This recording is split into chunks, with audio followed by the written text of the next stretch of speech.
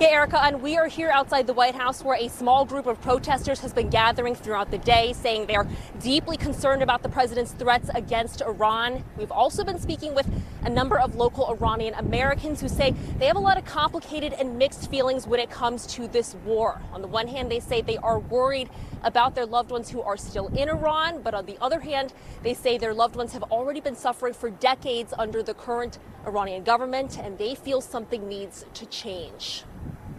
When you're being threatened that your country is going to be blown up altogether, just that imagination, that thought is just extremely stressful. Nahid Boustani is an Iranian American calligrapher in Northern Virginia.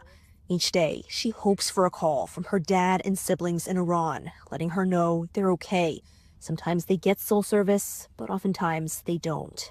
Boustani says she didn't vote for President Trump, but initially was hopeful about what he might accomplish, particularly when it came to regime change in Iran. I came to a point that I believed in him, and I supported him, and I cheered him, and I said, I think you're making the right decisions. He's making the right decision. Finally, somebody is standing up against the bullies. But with the president now stepping up threats against Iran on social media, saying, quote, a whole civilization will die tonight if Iran fails to meet the president's deadline to strike a deal that includes reopening the Strait of Hormuz, Boustani says her hope in the president is wavering.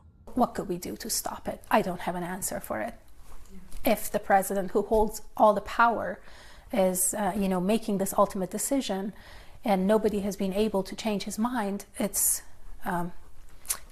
just a scary reality to live with.